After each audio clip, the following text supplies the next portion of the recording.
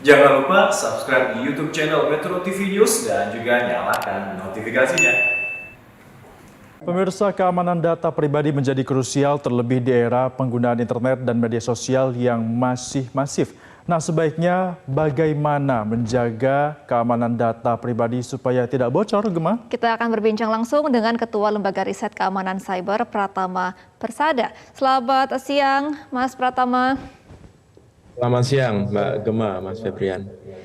Ya, Mas Pratama, ini sebenarnya kenapa sih data pribadi ini bisa bocor di internet? Ya, kalau menurut saya ini karena apa ya? Kita nggak mau belajar bahwa terlalu banyak kebocoran data yang terjadi sejak bertahun-tahun yang lalu, begitu, yang membuat harusnya kita waspada. Sistem keamanan kita ini sangat lemah, terutama di pemerintahan, begitu. Tetapi karena kita tidak memiliki security awareness yang cukup, akhirnya keamanan cyber tidak menjadi prioritas, dan akhirnya kejadian seperti ini. Ada 1,3 miliar data SIM card yang dibocorkan, ada 105 juta data KPU, begitu. Kemudian kemarin juga sempat ramai menyurat Pak Presiden juga mau dibocorkan. Ini lagi mengancam lagi nanti data-data dari Pertamina karena dibilang bahan bakarnya mulai tidak terkontrol naiknya, begitu. Nah, ini menurut saya kalau kita memiliki security awareness yang cukup, para pemimpin instansi pemerintah yang berkaitan dengan cyber ini, begitu, tentu hal ini tidak akan terjadi, begitu. Nah, ini karena apa ya? Karena penyerangan itu kan nggak bisa kita kontrol. Mereka kan tidak bisa kita kontrol, dan teknologi penyerangan itu semakin lama semakin canggih, gitu. Jadi kalau kita tidak mengupgrade sistem yang kita miliki, tentu saja kita akan menjadi korban. Dan saat ini terbukti ternyata banyak sekali institusi pemerintah kita yang menjadi korban peretasan ini. Dan yang jadi masalah adalah peretasan ini menyebabkan data masyarakat bocor. Nah, ketika data masyarakat yang bocor, kemudian diperjualbelikan di internet, begitu, dan ternyata yang membeli adalah orang-orang yang memang punya kepentingan yang jelek kepada masyarakat kita, akhirnya masyarakat yang rugi. Karena data itu digunakan untuk apa? Digunakan untuk melakukan penipuan, digunakan untuk melakukan pengambil alihan dompet digital, pengambil alihan akun rekening bank, begitu. Bahkan saat ini yang rame-ramenya sedang mau diberantas judi online, itu nggak akan terjadi kalau misalkan mereka tidak punya database nomor handphone orang Indonesia yang dikirimi iklan judi online, gitu, yang ditawarkan mereka akan mendapatkan keuntungan yang berlipat ganda, yang akhirnya malah nyungsep dan utang pinjol kemana-mana yang membuat keluarganya berantakan. Nah, ini gara-garanya ujung-ujungnya adalah data pribadi yang bocor. Oleh karena itu perlu diatur, memang segera perlu diatur bagaimana memperkuat keamanannya, bagaimana memberikan sanksi yang cukup berat apabila ternyata penyelenggara sistem elektronik ini dengan kelalaiannya terjadi kebocoran data. Gitu, Mbak Gemma. Baik. Mas Pratama, ini menarik, tadi ada katakan juga bahwa ada juga kasus data di mana diretas kemudian ini dijual kepada orang yang tidak bertanggung jawab. Sebenarnya kalau kita melihat dari peretasan yang terjadi akhir-akhir ini, apa sih Mas yang diincar oleh para peretas ini? Selain dijual, apakah memang ada indikasi mereka ingin menggertak dari pihak-pihak tertentu? Ya, jadi kalau kita mengelompokkan hacker ini ada beberapa ya, memang ada yang memang motifnya itu pengen dikenal untuk eksistensi dirinya, begitu, atau ada yang motifnya adalah ekonomi, yaitu menjual datanya, gitu, atau motifnya ingin menjadi dia supaya di hire oleh targetnya, gitu. Tapi yang bahaya itu kalau misalkan hacker-hacker ini disponsori oleh organisasi-organisasi besar atau negara-negara lain, gitu, karena efeknya bukan hanya dia mencuri data, mengambil data, menjual, begitu, tapi juga data-data itu digunakan untuk merugikan negara kita, gitu. Nah, si Bjorka ini yang dia melakukan pencurian begitu banyaknya data yang ada di Indonesia, begitu, semakin lama indikasinya dia semakin ngomongin masalah politik yang ada di Indonesia, begitu.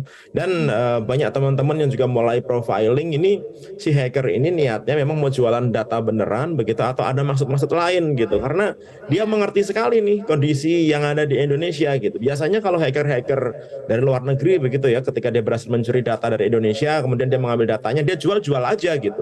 Dia nggak memanfaatkan data itu misalkan untuk nantangin, tolong sini kasih nomor nicknya siapa, nanti akan saya kasih hasilnya, begitu. Nah, ini kan Baik. enggak.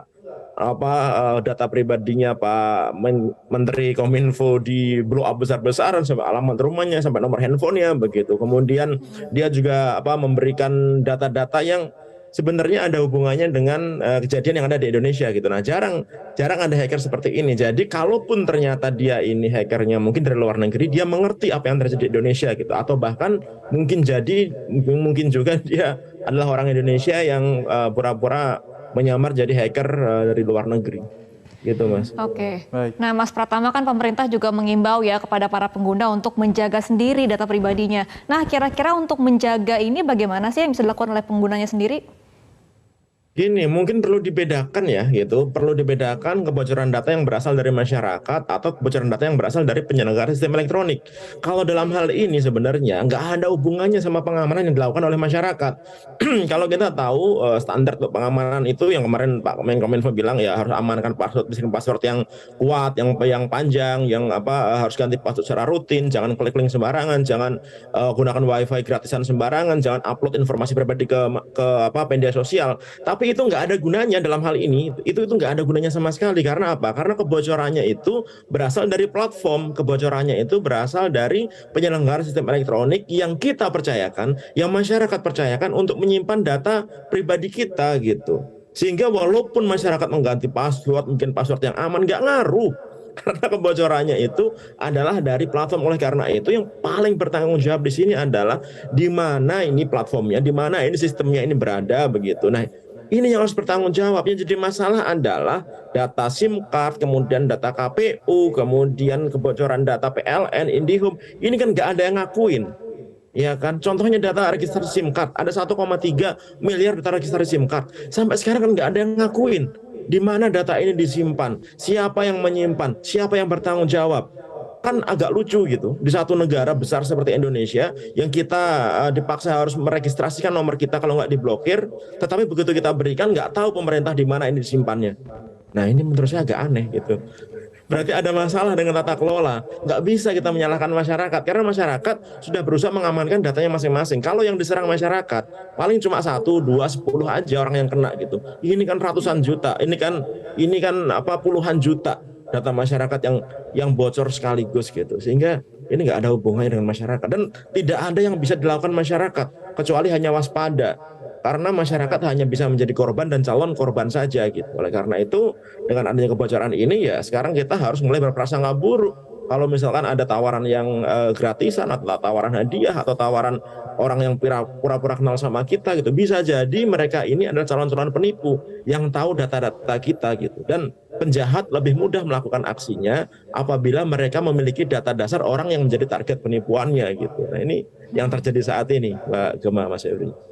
Baik, penjahat tentunya lebih mudah dan juga lebih memiliki cara-cara agar bisa mendapatkan data kalau memang niatnya jahat ya, Mas Pratama. Tapi Mas Pratama, kalau kita misalnya melihat selama ini pemerintah juga sudah berupaya untuk dapat melakukan penebalan proteksi terkait dengan data yang dimiliki masyarakat. Namun kalau ini terus terjadi bentuk-bentuk upaya pertasan data, langkah-langkah seperti apa yang harus ditempuh oleh otoritas terkait untuk dapat menjaga keamanan pribadi ini, Mas Pratama? Kalau menurut saya ini sebenarnya hal yang lumayan bagus, ada hikmahnya begitu. Karena kita sadar bahwa pemerintah kita ternyata lemah. Oleh karena itu segera buat entah tim investigasi, entah satgas, entah apapun itu gitu, yang melakukan pengecekan ke semua sistem yang dimiliki oleh pemerintah kita, baik pemerintah pusat, pemerintah daerah, kementerian, lembaga, TNI, Polri, cek semuanya.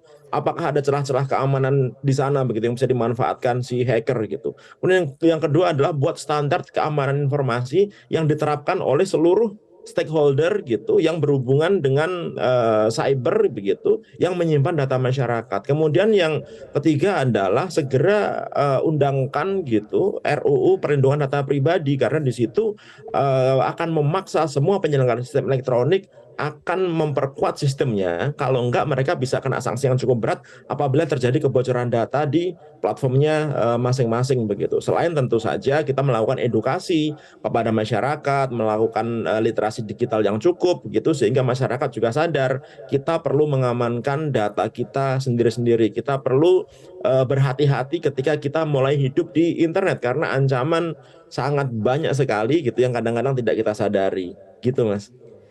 Oke, Mas Pratama, melihat kondisi seperti ini sebagai masyarakat, sebagai pengguna, apa yang bisa kita lakukan? Apa data yang bisa kita sebenarnya share dan juga yang harus kita simpan sendiri begitu? Ya, sebenarnya saat ini gitu hampir semua orang juga mengerti bahwa banyak data-data yang seharusnya tidak perlu di-share. Misalkan data nomor handphone tuh nggak perlu di-share di media sosial, data alamat email, data rumah, kemudian data pribadi, data keluarga dan lain-lain begitu. Dan kita perlu membatasi data-data mana yang boleh kita share ke orang lain dan mana data yang hanya boleh diketahui oleh teman-teman dekat kita atau saudara-saudara kita. Nah, kalau kita punya media sosial, kemudian kita punya akun di sana, kan kita bisa membatasi tuh mana teman dalam level apa yang boleh melihat postingan-postingan kita. Nah, itu harus mulai kita lakukan. Kemudian juga two factor authentication. Kalau kita punya akun apapun saat ini biasanya memiliki feature untuk keamanan 2 langkah gitu, factor authentication gitu. Jadi kalau misalkan ada yang mau coba-coba ambil akun kita, dia membutuhkan satu lagi verifikasi yang hanya kita sendiri yang tahu sehingga tidak bisa diambil oleh orang lain begitu. Kemudian yang terakhir adalah kita harus selalu waspada begitu bahwa siapapun bisa menjadi apapun di internet ini gitu. Dia bisa mengaku menjadi siapapun. Oleh karena itu harus berhati-hati ketika kita berkehidupan di internet. Tadi Pak Kepala BSSN menurut saya ada benarnya juga gitu. Kita harus memperlakukan hidup di dunia maya ini harus sama dengan hidup di dunia nyata gitu. Apa yang kita lakukan di dunia nyata kita lakukan juga di dunia maya. Kalau di dunia nyata kita mengunci rumah kita kalau kita pergi, Baik, Mas kalau Pratama. mengamankan keluarga kita, sama di dunia maya juga kita lakukan hal seperti itu. Karena Oke, penjahat baik. itu sekarang banyak sekali gitu dan mereka Oke. sangat senang gitu. Semakin banyak data yang bocor di internet, semakin banyak informasi yang ada di internet, mereka ini semakin senang karena semakin mudah Artinya melakukan memang kejahatan terhadap diperlukan diri kita. untuk dapat melakukan proteksi mulai dari tingkat masyarakat itu sendiri. Terima kasih Mas Pratama Persada sudah bergabung bersama kami di Newsline Metro TV.